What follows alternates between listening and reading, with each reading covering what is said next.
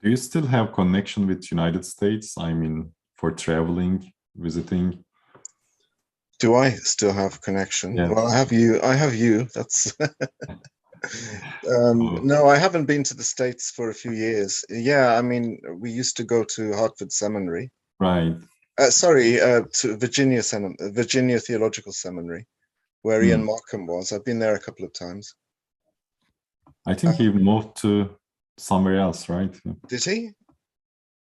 I'm Is not this in sure. which? I'm not sure. I mean, is it the one in Washington or? Yes, the one in Washington. Okay, then it should be the same. Inshallah, we can get started. Euzu billahi mineşşeytanirracim. Bismillahirrahmanirrahim. Esselatu vesselamu ala Resulina Muhammedin ve ala alihi ve sahbihi ecmain. Esselamu alaikum ve rahmetullahi ve berekatuhu, brothers and sisters. So last 3 weeks we have been reading on the wise purposes of fasting in Ramadan from different aspects. So inshallah, this week we will do the last installment, and this will be the last of the series, the Ramadan series. As the last weeks, the chapter we have been we will be reading will be the second station of the 29th letter from the Risale collection from the book Letters. And today, as our speakers, we have Brother Colin Turner from UK and Brother Harun Prim from the US. And my name is Mohammed Furkan. I'll be moderating this session, inshallah. And as usual, if anyone has any comments or questions, please post them in the chat, and we will try to get to them as time permits, inshallah. So last week, we kind of read the the first half of the seventh point. So I'll just quickly read that part just to remind ourselves quickly, and then we will focus more on the second part and then continue from there. Euzu billahi mineşşeytanirracim. Bismillahirrahmanirrahim. The seventh point, one of the many wise purposes behind the practice of fasting in Ramadan concerns the trade in good deeds and the earning of spiritual profit, which is one of the reasons why humankind was placed on earth. The reward for righteous actions in the month of Ramadan is 1,000 times more than in other months of the year. According to a prophetic tradition, each word of the all-wise Quran carries 10 merits when recited and will bear 10 fruits in paradise. During Ramadan, however, each word yields not 10 but 1,000 fruits, and verses such as Ayat al-Kursi yield thousands of merits for each word. If they are recited on a Friday in Ramadan, the yield is even greater, and on the night of power, each word carries 30,000 merits. Indeed, the all-wise Quran, each word of which yields 30,000 eternal fruits, is like a luminous tree of tuba, which will earn in Ramadan countless millions of eternal fruits for those who believe. Consider then this sacred, eternal trait and the profits to be ahead from it. Consider it and think of the infinite loss suffered by those who don't appreciate the true value of those words. In one sense, then, the month of Ramadan is like a market designed for the trade of the hereafter. It is a vast tract of fertile land where the crops of the hereafter may be sown. For the growth and flourishing of actions, Ramadan is akin to the showers of spring. It's a brilliant holy festival at which mankind displays its worshipfulness in the face of the sovereignty of the Lord, sovereignty of God's Allah's lordship. And it is because of this so mankind has been ordered to practice fasting and self-denial. Mankind has been told to abstain rather than surrender to the animalistic desires of its lower self, its lusts, and its desires for the trivial and the futile. By rising above its own animality and by ignoring the demands that the world makes of it, the lower self is able to approach an angelic state and to engage with the trade of the hereafter. Through fasting, one approaches the state of the hereafter, the state of a spirit appearing in bodily form. In that state, each human being becomes a mirror, reflecting all of the names of the one whom all beings need, but who is himself above all needs. Indeed, the month of Ramadan itself acquires a kind of permanence and eternity within this short life, within this brief, fleeting world. For a single Ramadan is able to produce fruits equal to a lifetime lasting 80 years.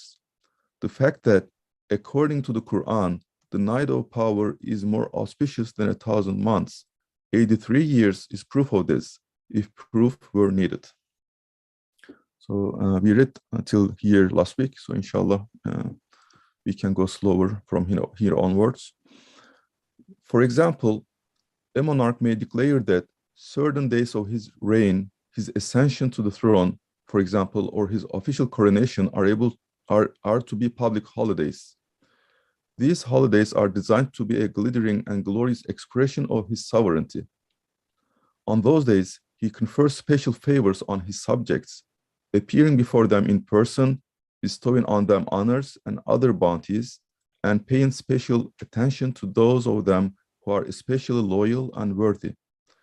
Similarly, the all-glorious monarch is a ruler without beginning or end of 18,000 words, and the ruler has revealed in the month of Ramadan the brilliant decree known as the all-wise Quran, which pertains to each one of those worlds.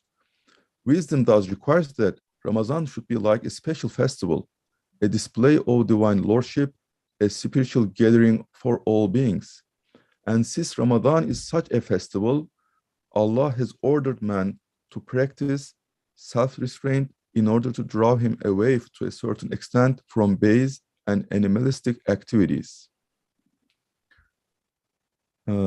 So on this paragraph, and maybe if you have any other comments for the previous paragraphs, we can start, inshallah.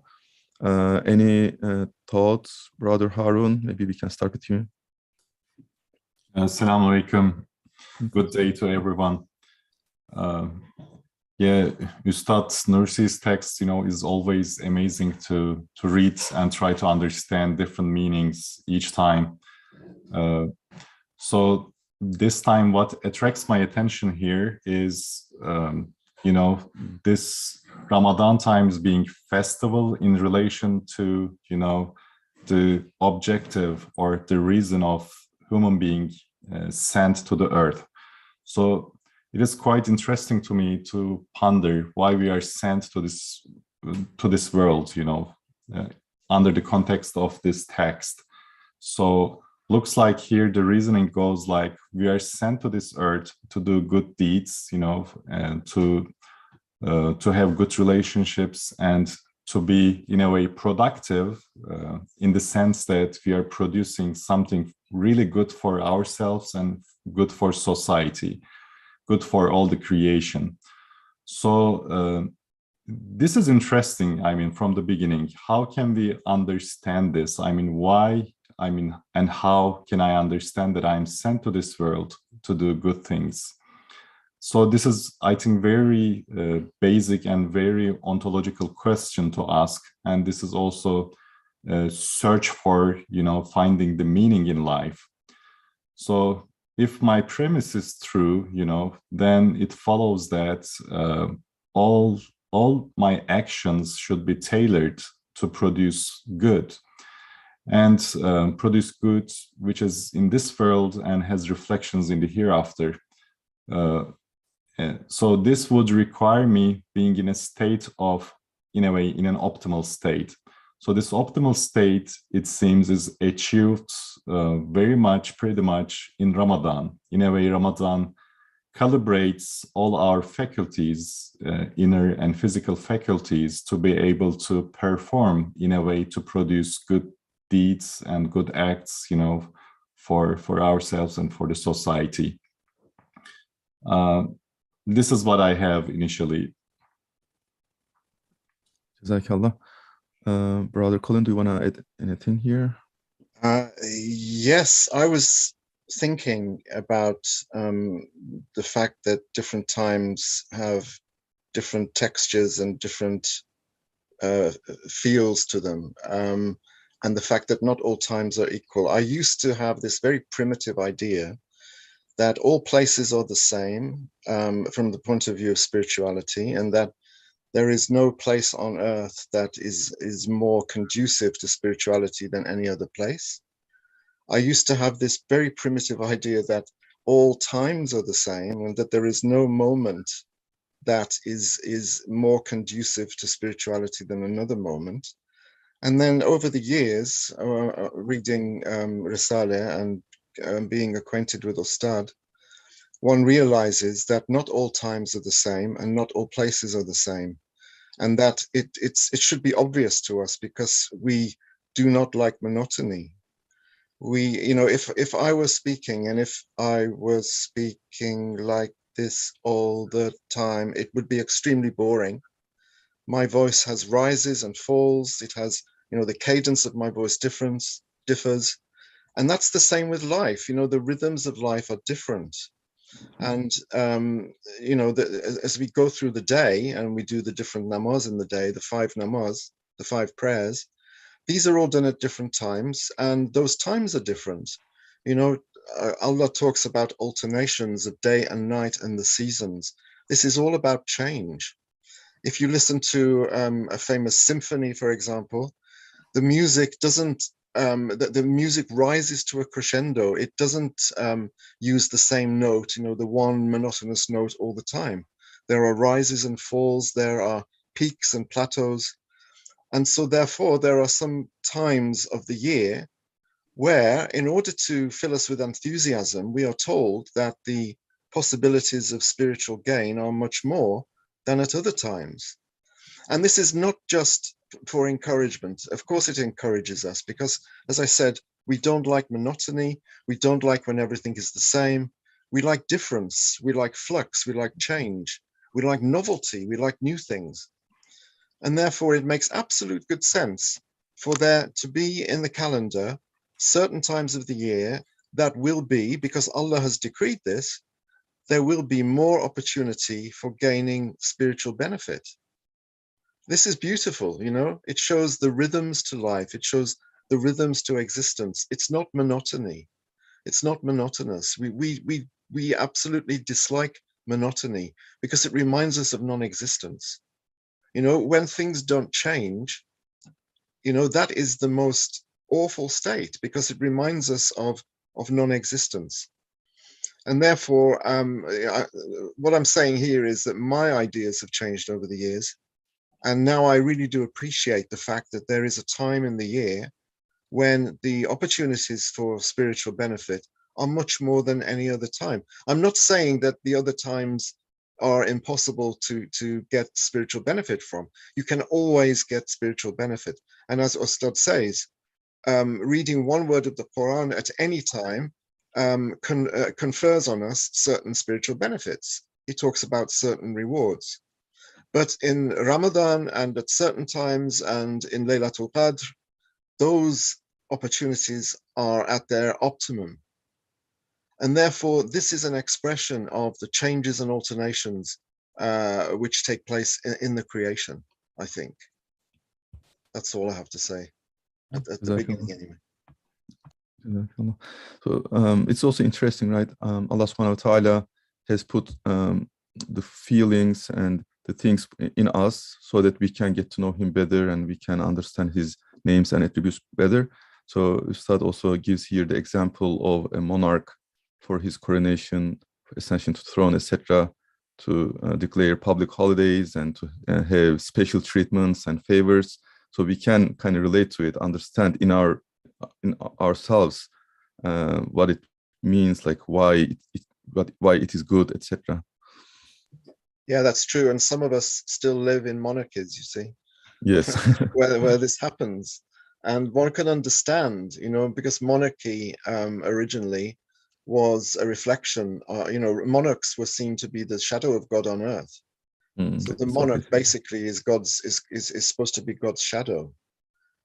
So in those few countries in the world that still have monarchs, we still see this happening. Mm-hmm. Yeah, exactly. Okay. The most excellent way of fasting. The most excellent way of fasting is to make the human organs and senses, such as the eyes, ears, heart, and thoughts, fast along with the stomach. This is interesting. The most excellent way of fasting is to make the human organs and senses, such as the eyes, ears, heart, and thoughts, fast along with the stomach.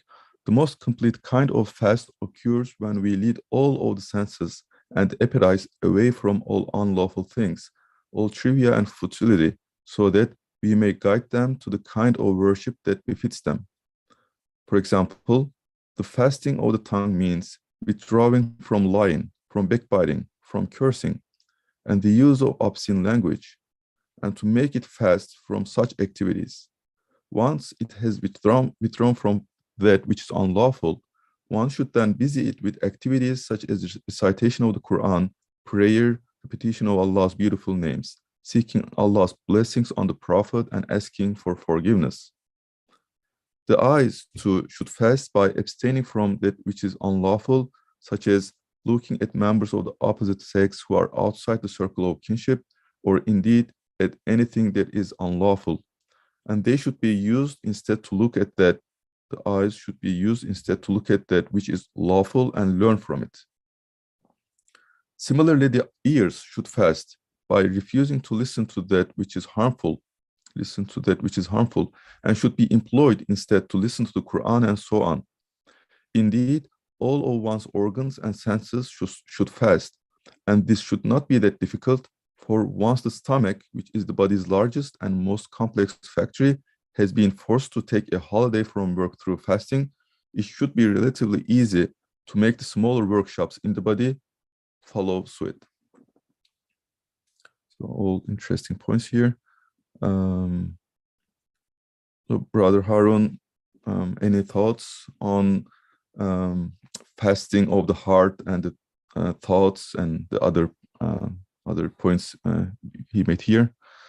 Yeah, it seems like here, to my understanding, the keyword is abstaining. Like the fasting meaning is kind of approaching to abstaining, and this abstaining is for any organs of us abstaining from what we can say harmful, what is insulting, what is maybe harnessing, so anything that is negative, so abstaining from anything that is negative.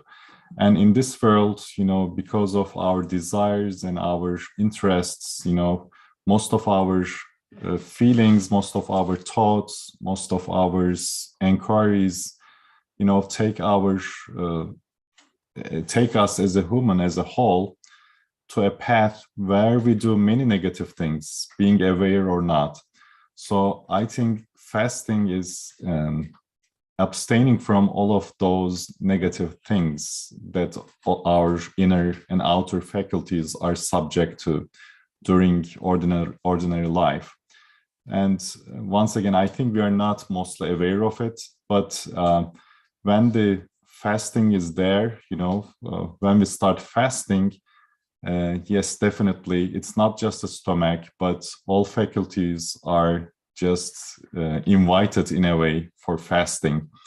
And unfortunately, again, the maybe criticism in the tradition, usually the emphasis is with, abstaining from food. And abstaining from food only, of course, also triggers the opposite. Like we can get even obese, because of eating too much during the fasting of the feast. But when we look at from a holistic perspective here, as Ustad Nursi suggests, for instance, if I abstain spiritually from anything negative, I think this also helps to, not reducing fasting to abstaining from food, so that, I concentrate on breaking fast moment and, I fill my stomach and that's it. And the second day of fasting is to come, which is painful, I think he's switching the mindset from a more holistic perspective to offer our humanship in a way to be. Brother Colin, any thoughts? I think Harun summed it up perfectly, and not really much to add to that. It's Ramadan is about abstention, And all of these different bodily organs and limbs that and senses that Ustad mentions here, these are all given to us. They are not from us, they're given to us, and they have purposes, and they're created for worship. So the eyes are created to see certain things and to abstain from looking at certain other things. And it is our nafs, our ana, that guides these senses, that guides these organs, and that makes these organs do things that they don't want to do. Basically, the angels, actually, there is an example in Quran, and I can't remember where it is, and I wish I could, where the angels, in a sense, apologize for having to do things which appear to be negative and which appear to be painful. But the angels are under control, you know, and what we tell the angels to do, 9 times out of 10, they will do it because they've been musakhar to us. They've been made subservient to us.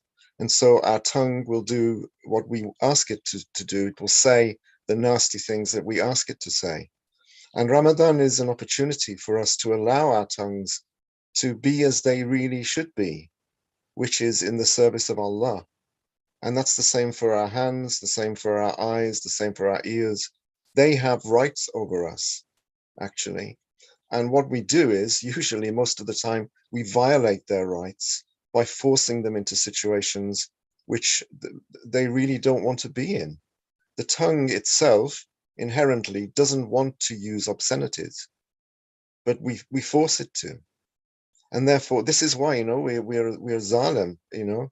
This is a zulm from the owner of the tongue. And therefore, Ramadan allows, in theory, allows all of these faculties and organs to be able to take a rest from the dictates of ana. So, you know, for them, it's a rest, and for the stomach as well. And I think, and Harun is right, we reduce Ramadan to eating and drinking, but I think the answer to that, I think, is quite clear. Because eating and drinking mean taking on fuel, and taking on fuel is what gives us the illusion of power, and power for us is a fetish. We crave power because it makes us feel that we are someone and something, and that we really do have agency.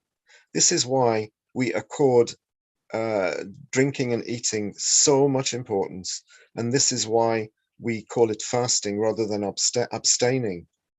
And when we retranslated this Risale, I wanted to actually call it the Abstention Risale. But the editors said, well, people won't understand this because people are very used to the word fasting. And if you keep using abstaining, then it may alienate them. And in the end, I relented, I capitulated, and I said, okay, I will use fasting. But occasionally, I want to make it clear that abstaining is really what it's all about, because abstention is for everything. We abstain from obscene language, we abstain, in theory, from looking at images that we shouldn't be looking at things which are unlawful. We abstain from sex. We abstain from all of the things that we do at ordinary times of the year, in order to allow our organs and limbs to serve Allah as they were created to, basically. So it's also so we have like kind of material organs like eyes and ears, and also like kind of spiritual, or however you put it, organs like our the imagination and the intellect and other things. So this first sentence kind of even mentions those to make them to fast, so that we have the most excellent way of fasting. So this is also interesting. So like usually like our mind is always thinking about worldly stuff, and our imagination, our tahayyul, is always like thinking about material stuff again. Okay, 5 years from now, 3 years from now, I'm gonna do this, I'm gonna do it, whatever. But all of that is fasting, meaning like thinking about or contemplating upon spiritual things, akhirah, Allah's beautiful names, etc., etc.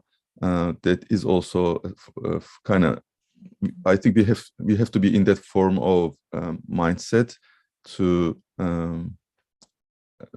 have those faculties, the immaterial ones, also fast along with the stomach. That's interesting. Before I move on to the 8 points, Brother Harun or Brother Colin, do you want to add anything else, or shall we go to the other one? Can we maybe a little bit talk about Laylatul Qadr? You know, Colin Hocam actually mentioned that not every day is the same, so not every month is the same. So yeah, it has this beautiful connection with the changing or conversion, you know, happening each time, each moment. So it's also interesting, Ustad Nursim just declares month of Ramadan as Laylatul Qadr itself in our life. So I love this hermeneutics point of view Ustad has, you know, just understanding meaning of Laylatul Qadr and putting this meaning to the Ramadan as a whole. So when we look at from this perspective, actually Laylatul Qadr seems like points to the pinnacle, you know, to the peak of how to say the rewards or specialty Allah bestows on us, like giving us the opportunity, the peak opportunity for us, you know, to submit ourselves, just worshiping, repenting, so being in this type of state. So that's the whole Ramadan, Laylatul Qadr, and that's a day, Laylatul Qadr. I mean, this meaning is really, it's, you know, it's mysterious, and I think it's worth to ponder a little bit. Right, Jazakallah. Laylatul Qadr, night of power. Inshallah. The 8th point, another of the wise purposes behind the Ramadan fast concerns man's personal life and is as follows. The Ramadan fast from food and drink is a healing physical and spiritual program of the most important kind. When one's lower soul leads one to eat and drink as one pleases, it is not only harmful for us physically, from a medical point of view. When one's lower soul leads one to eat and drink as one pleases, it's not only harmful for us physically from a medical point of view. For when we fall on things and devour them like vultures, without considering whether they are lawful or unlawful, we poison our spiritual life as well. Such a soul finds it very difficult to obey the heart or the spirit. It is more than happy to take the reins in its own hands and gradually turns into something utterly uncontrollable. Instead of being mounted and led by its owner, the lower self turns into a beast that mounts its owner and rides him or her wherever its fancy takes it. Before we move on, so just to better understand this example, what it means to mount the self, or the nafs, or what it means for the nafs to mount us. Any thoughts on this, Brother Colin? Yeah, I mean, you can see lots of examples, you know, without having to mention them, of people who are led by their nafs al-ammara, you know. They become like animals. I could give lots of very sad and harrowing examples, but I'll leave it to your imagination. You know, whether it's in the domain of eating and drinking, you see people, you know, eating like animals, and, you know, anything and at any time, whether it's mealtime or not. This notion of eating between meals used to be something that no one had ever heard of, you know. And then they started advertising. I remember as a kid, they advertised, you know, it was a chocolate, some kind of chocolate. They said, this is the treat that you can eat between meals, you know. And they made it quite rhythmic, you know, the treat you can eat between meals. But no one ate things between meals then, you know, 50, 60 years ago. You had breakfast, you had lunch, and you had dinner, and maybe supper later on. And that was it. You don't eat in between meals. Now people eat at any time, and they eat anything um, without thinking. And the way that people eat as well, without etiquette, they become like animals. You know, when we eat in a savage way, we become animalistic, and the animals are there in order to be examples for us of both how to be and how not to be. So when we eat with no program, and when we eat at any time, and when we eat anything, you know, without any notion of haram and halal and makruh, then what we're doing, we are eating according to the dictates of our ana, the dictates of our nafsul amara. And then we become beasts. We become just nafs, pure nafs. The ana grows and it suffocates us and it takes over. You know, it sabotages the body, it sabotages the soul, it takes over, and we become just pure nafs. True, true. So, Brother Harun, so on one side, the nefs is mounting us. What about the owner mounting the nefs? What it means? What do you understand from that phrase? Yeah, that's an amazing question. Maybe before coming to this question, I was questioning about this, you know, breaking the law, and actually breaking law in the first place. It's something that makes human animal. I think one feature of a human being is obeying. I mean, regardless, we have to obey, otherwise there will be anarchy. So we are obeying anyway. We are obeying the rules, you know, just employed by the government, employed by the society. So we have many rules going on. And the best person, the best citizen is the one who is obeying the rules. Of course, we can question some rules, maybe does not make sense at all. It's kind of developing rules in this world. It's never the best rule. So this changing rules brings to mind, you know, a general rule, which what we call Shariat, you know, it's the rule, you know, coming from the creator. And there should be definitely some rules coming from the creator, because by the definition, creator, you know, should know what the creation should obey, so that, you know, the mystery of life or the mystery of creation is revealed, or the objective of creation is achieved in a way. So accepting this changing rules requires accepting the general rule, which should be imposed by the creator through prophecy. So I think this is something very, very reasonable to understand. So from this point of view, if a person does not obey simple rules, it opens the door for the spirit to be a beast, you know, because beast, as we see, does not obey rule. That's the definition. So beast can eat anything, beast can, you know, just touch anything, so or harm anything as he or she likes. So that's the beast definition. I think beast simply means out of rule. It's kind of extremes, going to the extremes instead of just having a state of being ruled. Lastly, there is a theory which is called broken windows theory. You know, if there's a crime going off, if there's a window which is cracked a little bit by a person, then other people go ahead and, you know, crack it more, maybe throw stones on it to just make it worse. So this is called broken windows theory, you know, and it's quite interesting for me. Whenever somebody just breaks rule, it's like, you know, this broken window theory. Other people also find a way to break the rule. So it's not just personal. If you are on the way to be a beast, then you are urging the society to be beast. So you're not standing alone, but you're paving the way to be beast type of creatures. So these are all the things, and I tried to address your question too a little bit. Welcome. Could I just say how important that last point Sure. was?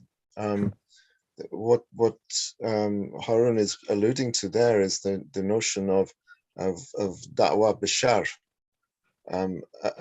inviting to evil. We all invite through our body language, through our spoken language, through our behavior, all the time. We are messengers. We are bringing messages, and either we are inviting to good things or we are inviting to negative things. So if I stand outside near a playground of children and I'm smoking a cigarette, then what am I doing?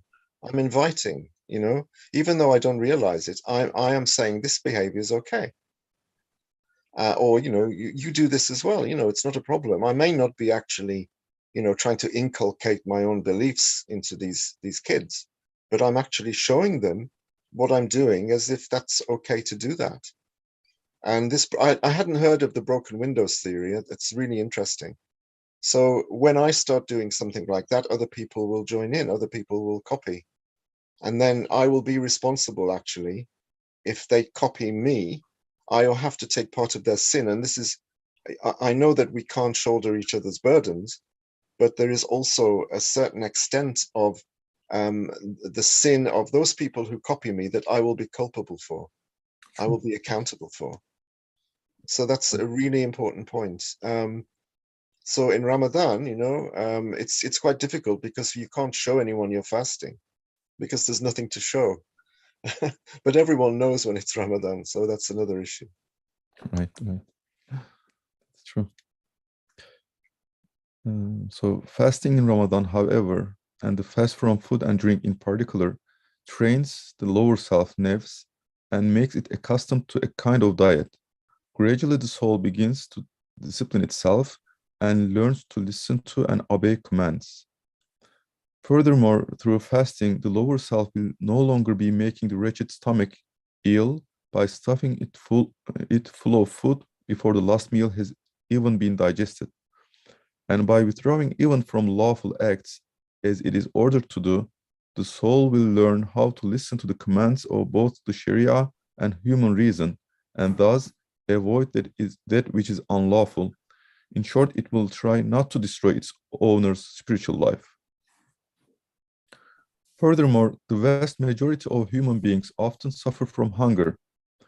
Human beings thus need both hunger and discipline in order to be able to learn patience and endurance. Fasting in Ramadan means the patient endurance of a period of hunger that is longer than 15 hours in most places. As such, it provides discipline and is a kind of prolonged training session.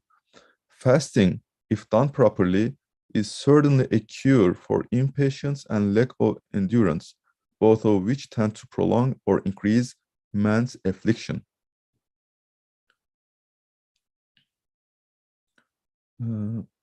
I can continue to read, but if Brother Harun or Colin, if you have any comments till now, please. Can I ask a question? What does it mean if done properly? At this last sentence, fasting, if done properly, is a cure of impatience. Or can we read from the opposite side? If it is not done properly, it's not a cure for impatience. Maybe even it can be, the opposite effect, like it makes you more impatient in a way. Just a question. No, I think it's right. If it's not done properly, it just becomes an endurance test. Really, it just becomes you're on a diet for 15 hours, and you're doing it impatiently, and you're waiting all the time for iftar to happen, and you're angry and you're irascible, and no one can talk to you because you're having mood swings. Okay, these things to an extent are understandable, but it has to be done completely to be done properly, I think. If you're only abstaining from food and drink, and if you're sitting down watching violent films, that's not really doing it properly. I think it has to, as you said, Harun, the word was holistic that you used. It has to be done holistically. Otherwise, it's better not be done at all.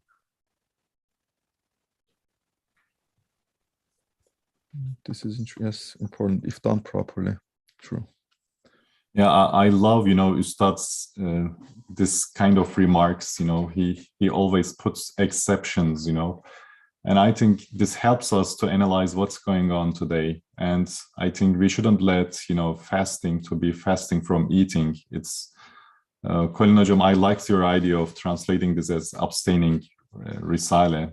I think definitely the core of it is like that. And this is our fasting as Muslims. This is how it should be.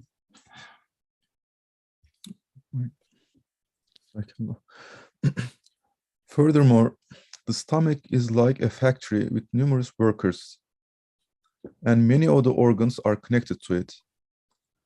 If the lower self does take a rest during this month, it makes the factory's workers and the organs attached to it forget their particular duties. It keeps them so busy that they remain imprisoned under its tyranny. They become so confused and distracted by the continuous hustle and bustle of the factory that all of the workers and all of the other organs cannot help but forget their real and most valuable duties. Muhammad, sorry, I think there was a mistake earlier on. There is an omission. It says it should say if the lower self does not take a rest. Oh, okay. Okay, let me. Sorry, that's a mistake in the printing, I think. Okay, maybe it might be us just copying pasting here. Let me read from there again. If the lower self does not take a rest, and thanks for correcting me. If the lower self does not take a rest during this month, it makes the factory's workers and the organs attached to it forget their particular duties. It keeps them so busy that they remain imprisoned under its tyranny. They become so confused and distracted by the continuous hustle and bustle of the factory that all of the workers and all of the other organs cannot help but forget their real and most valuable duties. It is for this reason that for centuries, those close to Allah, God, have disciplined themselves through fasting in order to train their souls and attain perfection. Through fasting in Ramadan, the factory's workers understand that they were not created solely for the sake of the factory.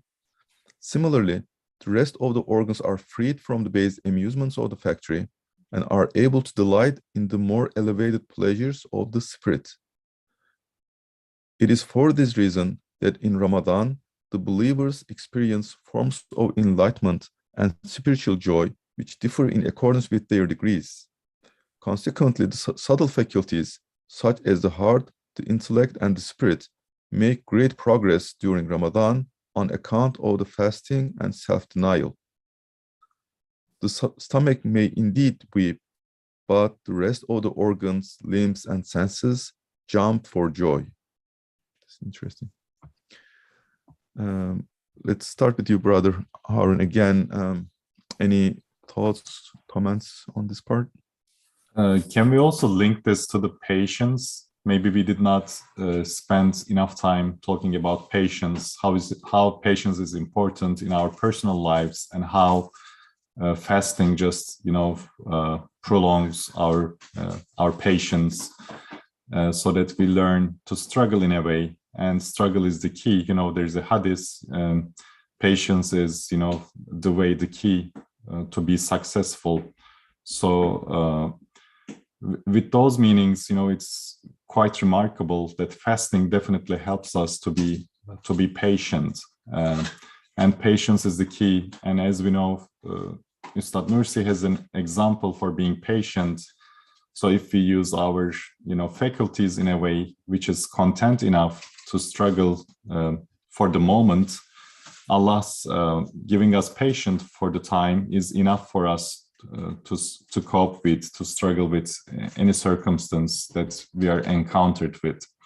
So I feel like it is important to see this patience relationship. Maybe one of the best outcomes of fasting is increasing patience, learn to be patient, and use this patience in our daily lives to be really productive in the sense of this risale. Mm-hmm. So also one point from this paragraph, if I can find the cursor, okay, here. So Ustad mentioned here, it is for this reason that for centuries, those close to Allah, God, have disciplined themselves through fasting in order to train their souls and attain perfection. So fasting is not just in Islam, of course. It has been in the other religions, and even religions not like Christianity or Jews, like others, even like Buddhists and others do this sort of kind of training, disciplining. This is also interesting. Brother Colin, any thoughts on this or in general about the paragraph? I think that fasting is a negative, and I don't mean that in a negative sense, but it is a negative, i.e. passive worship, because we're not doing anything. We're actually abstaining. We're abstaining from doing all of the things which cause problems for us. We're abstaining from all of the negatives, and this is true this is true humanity. We can't do good. Human beings cannot create good. We can't do good. We can only not do bad. And Ramadan is all about the negative. It's all about the not doing rather than the doing, because we can't do. We can't actually act. We don't have agency. The agency that we appear to have, our ability to walk and talk and build and study and write and create, all of these things are given at the time. They're not in us. They're not inherent. We don't have them. They are produced in us. They're created in us when we ask for them. So we don't actually have them as capital. So Ramadan is getting back to our pristine, fitri state of not having and not being, basically. And I think that everyone, all thinkers, all great meditators, all great spiritual individuals throughout history have understood this, have understood that, human beings basically are nothing, and that fasting and abstaining is about approximating that true nature, which is being nothing, in comparison with Allah, of course, being nothing from the point of view of creation. And I think this is what we're trying to attain in Ramadan. So it's all, as Harun said, it's about abstention, and that in being negative, that is a positive. As we said, in our poverty there is our pride. So it's all about our poverty. It's all about our impotence. Correct. Yeah. Exactly. Read this. So Ustad mentioned here, organs having their like real duties, most valuable duties, and through fasting in Ramadan, all those workers and organs understand that they were not created solely for the sake of this factory, so they can do their duties, real duties, better. So this part here says it's for this reason that in Ramadan, the believers experience forms of enlightenment and spiritual joy, which differ in accordance with their degrees. Consequently, the subtle faculties such as the heart, the intellect, and the spirit make great progress during Ramadan on account of the fasting and self-denial. So as the last sentence here puts it, so the stomach may be suffering, kind of weeping, but the rest of the organs, limbs, and senses jump for joy. So this is the time for them to flourish and to get better and improve. Can we open this part, elaborate this part a little bit? I mean, how can we see that we are really in a joy? Our limbs, senses, are in joy in Ramadan.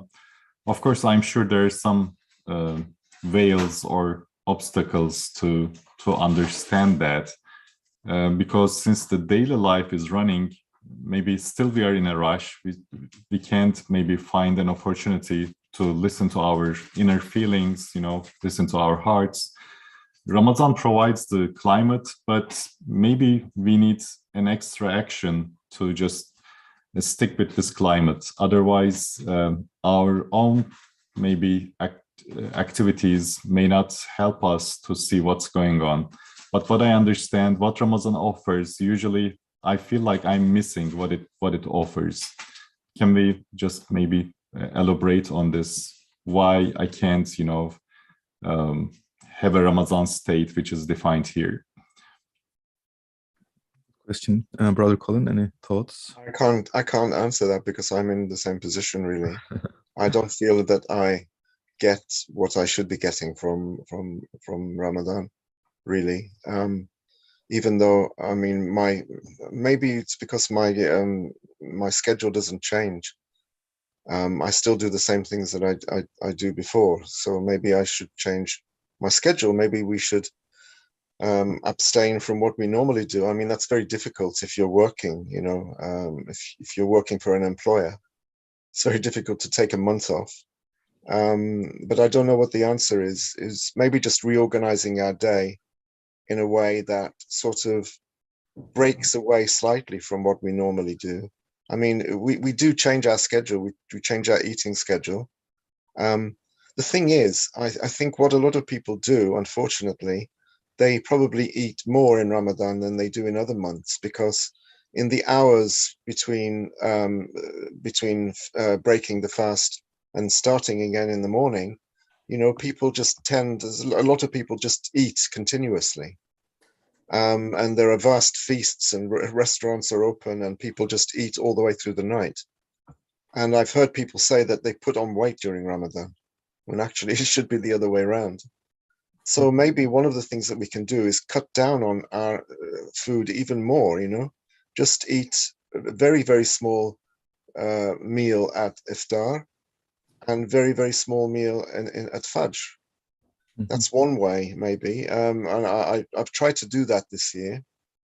There must be other ways of just recalibrating our schedule to fit in maybe with the spirit of Ramadan. But I don't have an answer to, you know, my organs, limbs, and senses are not jumping for joy.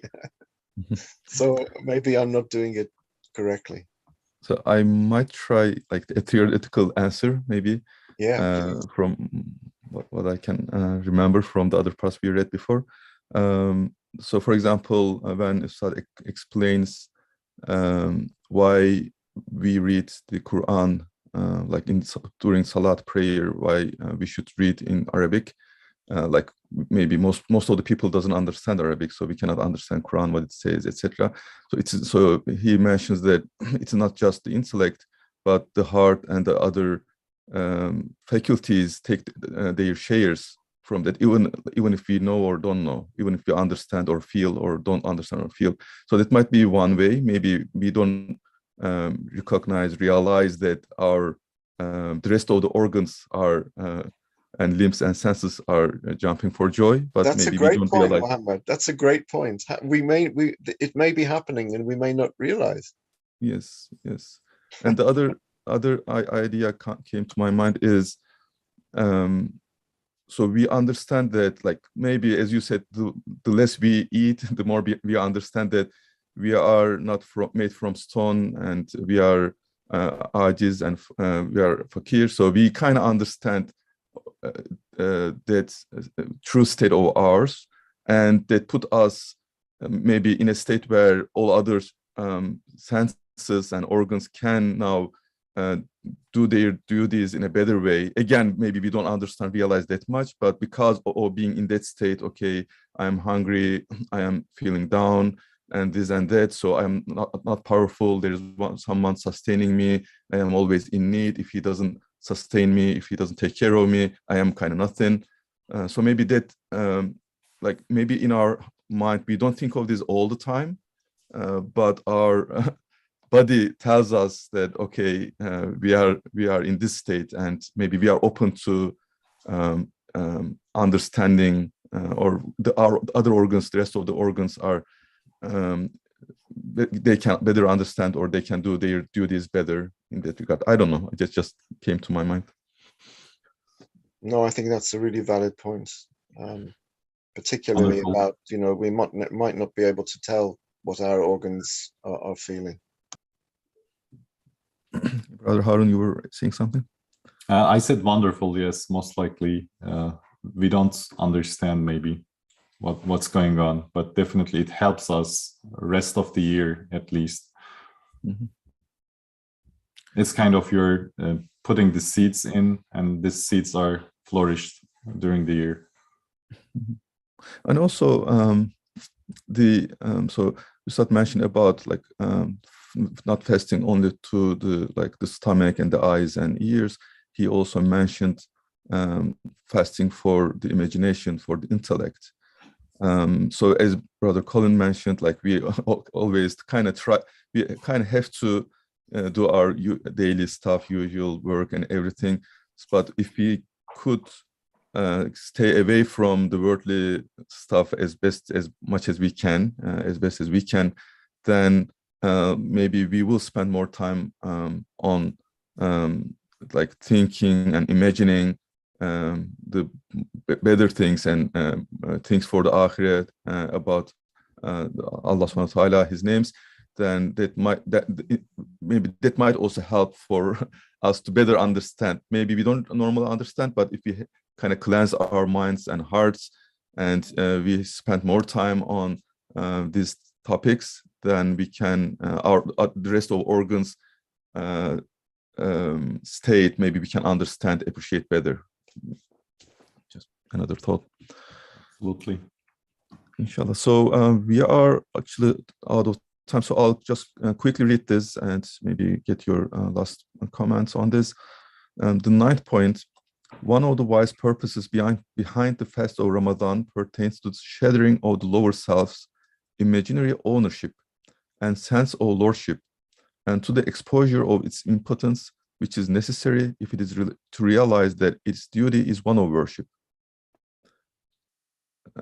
One of the wise purposes behind the fast of Ramadan pertains to the shattering of the lower self's imaginary ownership and sense of lordship, and to the exposure of its impotence, which is necessary if it is to realize that its duty is one of worship. The lower self doesn't want to recognize the one who sustains it. Instead, it wishes to express its own lordship, just as Pharaoh did. Its character remains the same, regardless of how much torment it puts itself through in its quest for self-worship. There is one thing, however, which is able to bring it to its knees, and that is hunger. Therefore, the Ramadan practice of self-denial in general, and the fast in particular, strikes direct blows at the heart of the lower self's Pharaoh-like facade, shattering it completely. The fast exposes the self's impotence, its weakness, and its need. In short, it makes it realize that it is a slave. Among the prophetic traditions is the following: God Almighty, Allah subhanahu wa ta'ala, said to the lower self, "What am I and what are you?" The lower self replied, "I am myself and you are yourself." So God Allah punished it and cast it into hell. Then he asked it again, "What am I and what are you?" And again it replied, "I am myself and you are yourself." However much Allah punished it, still it wouldn't relinquish its egoism. Finally, Allah punished it with hunger. Then when he asked it, "What am I and what are you?" the self replied, "You are my compassionate sustainer and I am your impotent slave." Finally, God punished it with hunger. Then he asked it, "What am I and what are you?" The self replied, "You are my compassionate sustainer and I am your impotent slave." That's a wonderful end to this Risala. Alhamdulillah. Amazing. Alhamdulillah. Would you like to add anything, Brother Colin?